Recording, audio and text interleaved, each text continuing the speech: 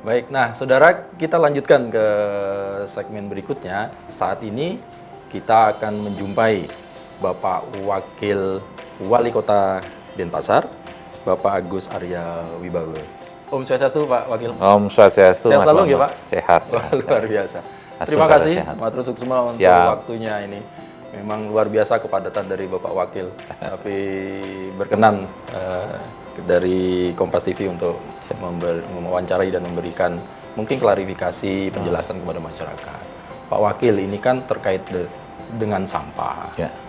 Memang kita ketahui memang tidak mudah sebetulnya, tapi juga tidak sulit sebetulnya terkait dengan sampah. Permasalahan ini selalu muncul dari tahun ke tahun. Betul. Nah, belakangan ini memang banyak masyarakat yang ingin boleh menyampaikan kepada pemerintah kota satu terkait bagaimana sih penanganan sampah sekarang ini. Mereka itu berkeluh kesahnya begini Pak, kok kemarin suka terjadi penumpukan yang lama berhari-hari, misalnya baru terangkut gitu Pak ya. Kemudian nanti juga ada bau gitu. Nah, kalau untuk pertama dulu Pak Wakil, apa yang bisa diberikan jawaban atau klarifikasi kepada masyarakat bahwa beberapa waktu yang lalu memang terjadi penumpukan di beberapa TPS, bahkan sampai TPS T3R ya?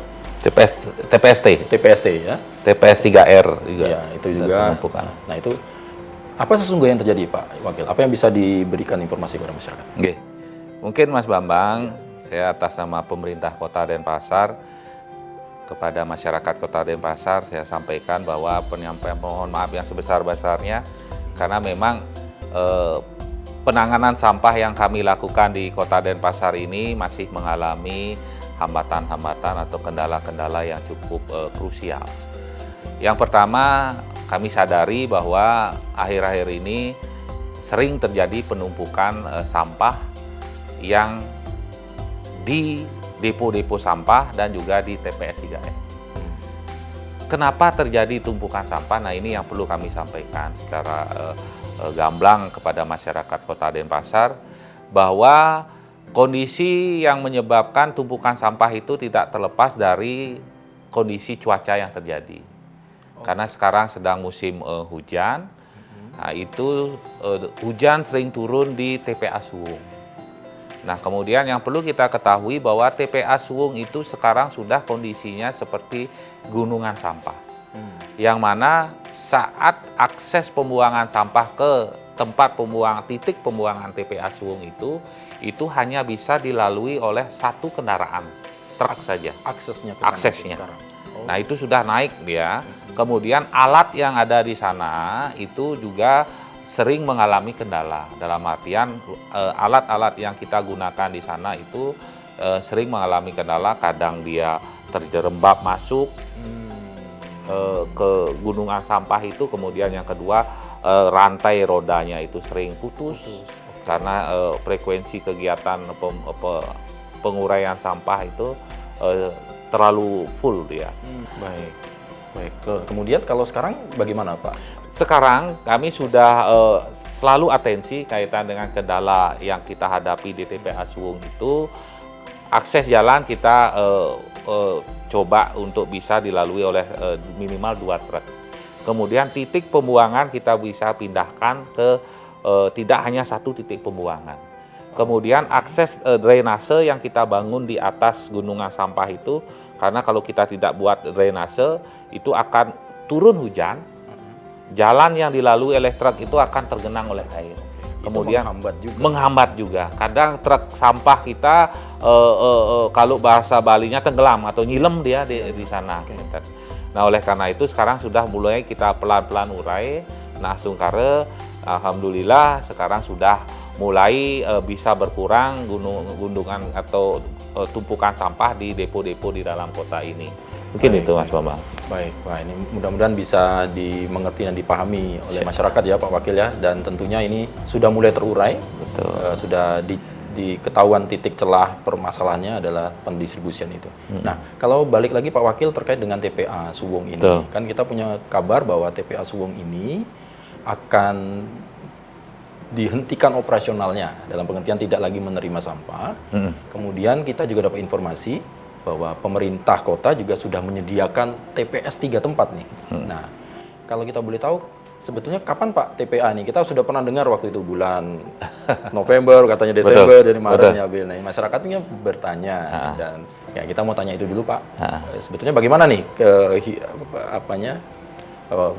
kapan TPA itu betul-betul mulai tidak operasional, kemudian akhirnya TPS-TPS yang 3 kita punya pemerintah itu bisa beroperasi. Nah, gini Mas Bambang, permasalahan sampah itu kan tergantung bagaimana kemampuan kita mengelola sampah yang di hilirnya ini.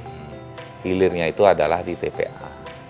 Nah, selama pengelolaan kita belum siap di hilir, termasuk dengan TPA yang ada di Suwung sekarang mengalami kendala seperti itu, otomatis ini akan berdampak terkait dengan tata kelola sampah kita yang ada di hulunya. Nah, sekarang sesuai arahan Pak Menko Maripes yang terbaru kepada kami yang terakhir pada kami di pemerintah kota pada saat beliau berkunjung ke TPST di Kertelangu bersama Bapak Presiden, bahwa akhir Juni tahun 2023 ini diharapkan TPA Suwung sudah tidak beroperasi kembali. Oh, di pertengahan tahun ini? Iya, akhir Juni ini. Karena arahan Bapak Menteri, termasuk Bapak Presiden juga kepada kami, awal Juni itu 3 TPST yang kami miliki di Kota Denpasar ini diharapkan sudah bisa beroperasi penuh. Yang mana 3 TPST itu ada di Kertelangu yang diresmikan langsung oleh Pak Presiden. Kemudian yang kedua, TPST di Taman Hutan Rakyat yang ada di kawasan Suwung sekarang, tetapi di beda dengan titik yang sekarang. Dan yang terakhir adalah di TPST di Padang Sambian Kaje. Nah, perlu kami sampaikan kepada masyarakat Kota Denpasar yang baik ini, bahwa dari 3 TPST yang kami miliki yang sudah selesai kita kerjakan, sekarang masih dalam tahap uji coba. Kalau di Kertelangu itu kapasitas olahan sampahnya maksimal 450 ton per hari. Nah, sekarang sudah dalam tahapan uji coba ini sudah bisa kita kelola sampahnya sebesar 100 sampai 200 ton per hari di TPS Kertelangu. Kemudian di Tahura itu kapasitas pengolahan sampahnya itu sebesar 450 ton juga. Nah, itu diharapkan akhir Maret ini itu sudah bisa melakukan uji coba kurang lebih 100 sampai 150 ton per hari. Sampai dengan awal Juni itu diharapkan di 2 titik ini itu bisa maksimal 450 ton per titik, berarti 900 ton per hari.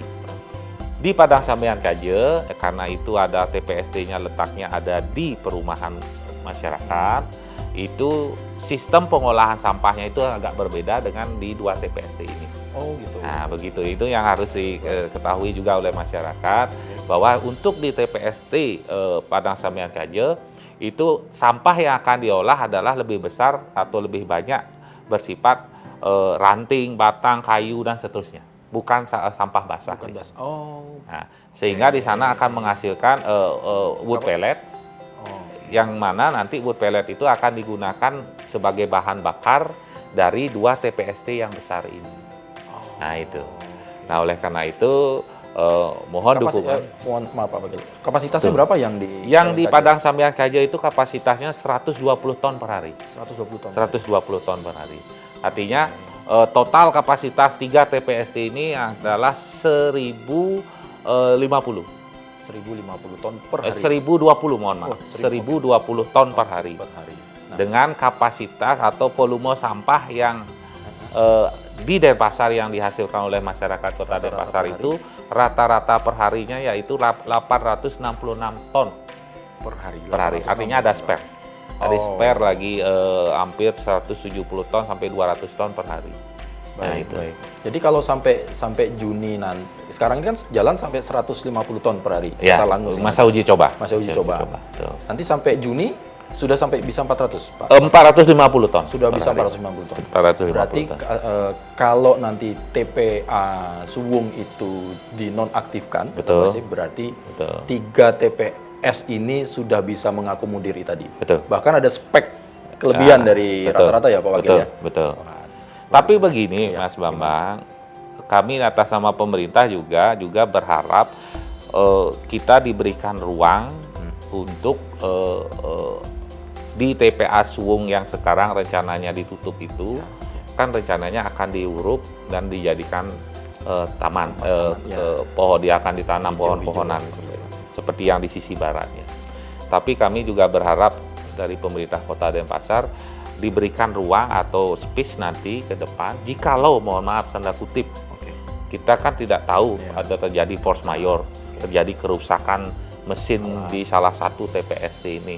Sedangkan volume sampah masyarakat itu tiap hari itu akan tetap dia. Nah, jikalau nanti ada force majeure, ada kerusakan di salah satu mesin yang ada di TPST itu, kita akan buang kemana? Sampah masyarakat yang 866 ton itu.